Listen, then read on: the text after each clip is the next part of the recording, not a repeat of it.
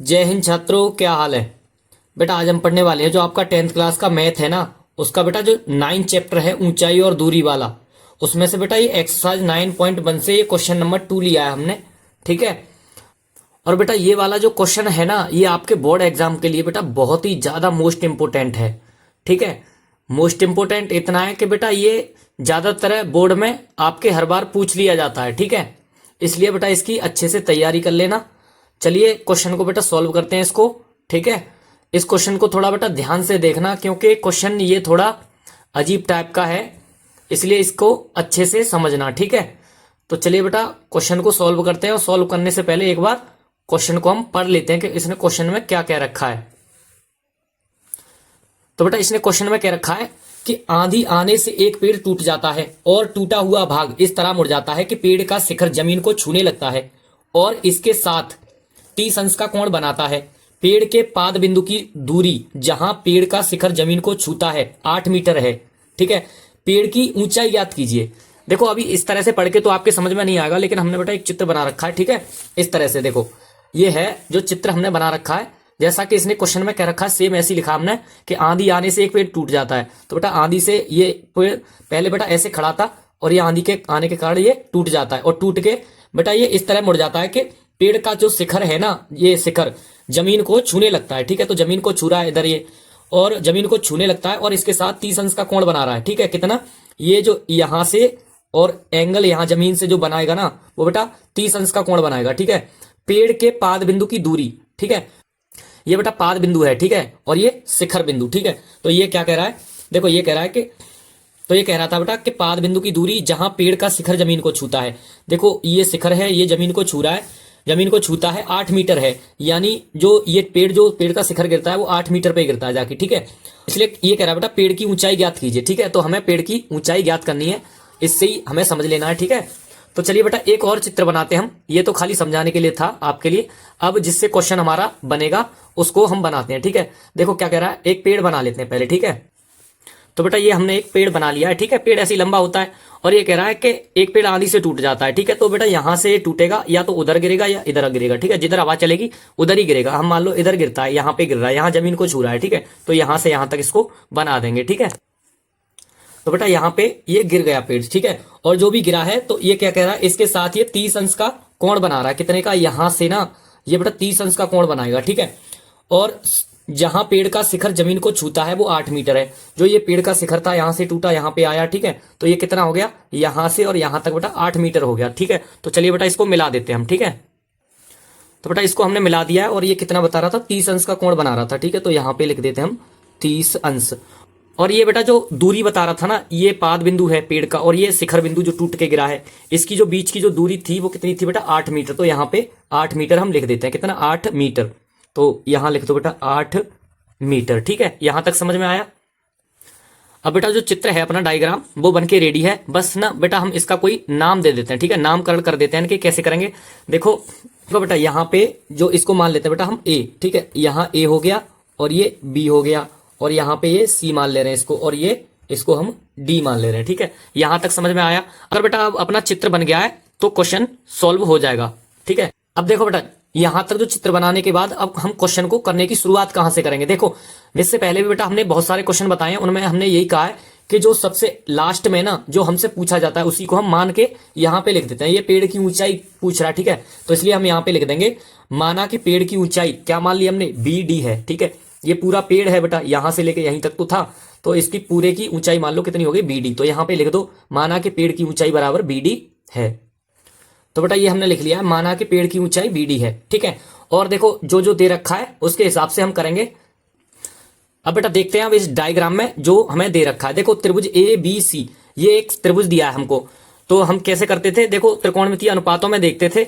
जो ये क्या है, ये एक बेटा समकोण त्रिभुज है, और समकोण त्रिभुज में ये आधार है, और इधर ये लंब है, और ये कर्ण हो गया। ठीक है।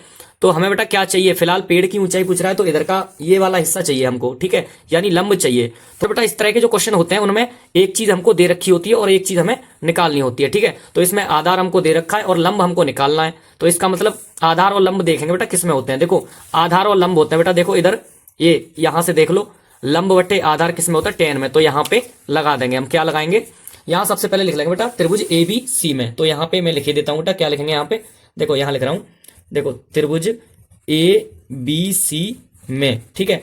और त्रिभुज ए बी सी में क्या है, देखो त्रिभुज ए बी सी में लिखेंगे बेटा हम, यानी टेन में होते थे तो यहाँ पे लिखेंगे, क्या लिखेंगे, टेन, ठीक है, टेन थीटा बराबर, टेन थीटा बराबर क्या होता था बेटा, लंब बट्टे आधार। तो लंब क्या है अपना, ये है बेटा, पूरा नहीं लिखेंगे, यहां से त्रिभुज एबीसी की बात चलिए तो बी और सी, ठीक है। तो लंब क्या हो गया, बी सी बट्टे आधार क्या है, ए बी। तो यहां पे लिख दो ए बी। यहां तक समझ में आया। तो चलिए बेटा अब इसके मान रख देते हैं यहाँ पे, जो जो हमें वैल्यू दे रखी है। तो टेन थीटा की जगह पे, जहां पे थीटा है ना वहां 30 अंश रख देंगे, ठीक है। तो यहाँ पे टेन, ठीक है, थीटा की जगह पे 30 अंश रख दो। तो 30 अंश यहाँ पे रख दिया। और बीसी का मान कितना है बेटा, बीसी का मान नहीं है हमारे पास, तो ऐसे ही रख दो बीसी बट्टे ए बी की वैल्यू दे रखी है हमें कितनी है, 8 मीटर। तो यहाँ पे 8 लिख दो।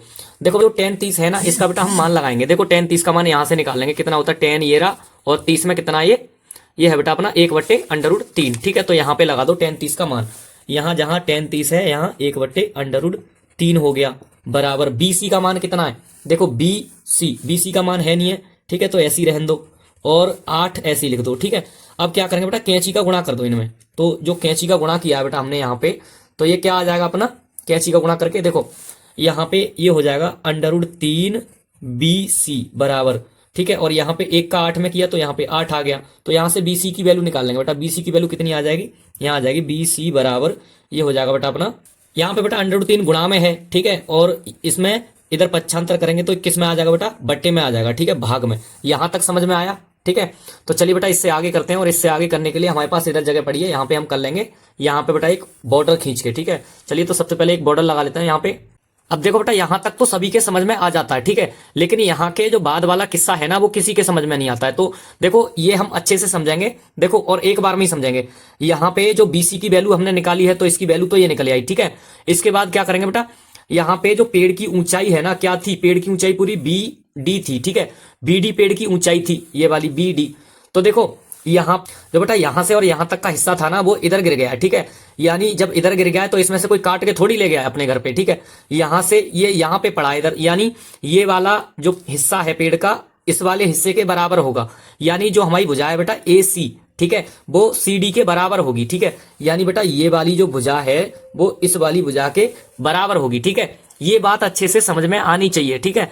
तो हमें पूरे पेड़ की ऊंचाई जो ज्ञात करने के लिए बेटा इससे ज्यादा मतलब नहीं रखना है। क्या करेंगे बेटा, अब इस वाली भुजा की तरफ चलेंगे हम, ठीक है, AC की तरफ।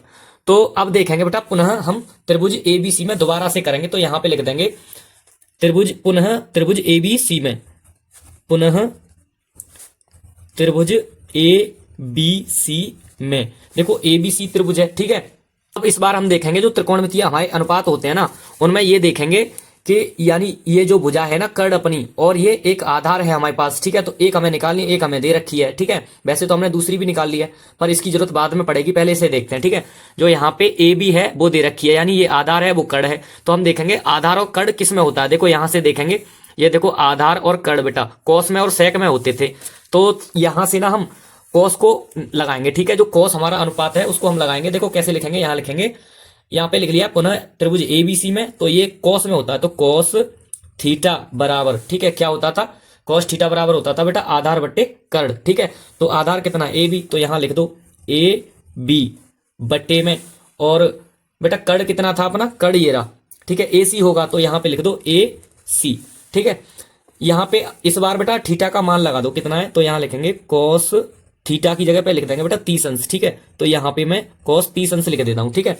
यहाँ cos 30 अंश हो गया ये, बराबर AB का बेटा मान रख दो। यहाँ पे AB का मान कितना है, AB का 8 है, तो यहाँ पे 8 रख दो, ठीक है। और AC का मान कितना बेटा, AC का मान नहीं है अपने पास, तो AC का मान हम निकाल लें यहाँ पे। तो AC ऐसे के ऐसे ही रहने दो, ठीक है, AC ऐसे ही आ गया। अब देखो यहाँ पे बेटा जो cos 30 अंश है ना उसका मान रखेंगे हम। cos 30 का मान कितना होता था, देखो cos ये रहा और 30 ये रहा, कितना है √3/2।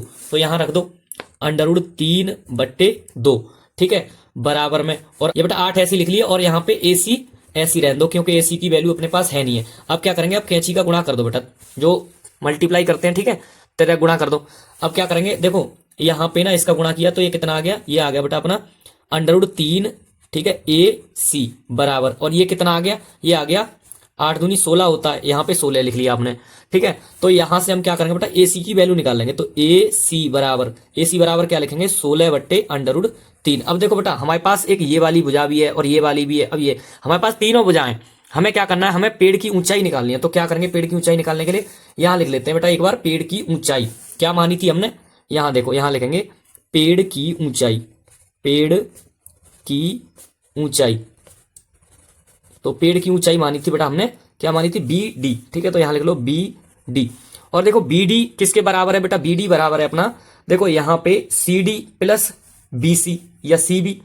तो जो B C plus C D है वो बी डी के बराबर है। तो यहां पे लिख लेंगे हम, देखो बी डी की जगह पे यहां कर देते हैं बेटा B C plus C D.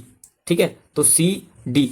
अब यहां से आगे क्या करेंगे, BC का मान है हमारे पास और AC का मान है, लेकिन CD का मान नहीं है। लेकिन हम CD को क्या कर सकते हैं बेटा, CD की जगह पे ना हम यहां पे AC लिख सकते हैं। ठीक है, क्योंकि हम जानते हैं, क्या जानते हैं, क्योंकि जो AC की भुजा है ना बेटा, जो AC भुजा CD भुजा के बराबर है। ठीक है, तो यहां पे लिख देंगे, क्या लिखेंगे, देखो BC ऐसी रहने दो, प्लस जहां CD है वहां क्या कर देंगे हम बेटा, CD की जगह पे कर देंगे AC।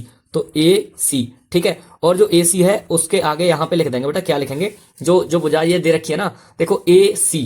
तो यहां पे यानी AC बराबर क्या है, CD। ठीक है, तो CD इतना यहां तक कर लोगे ना।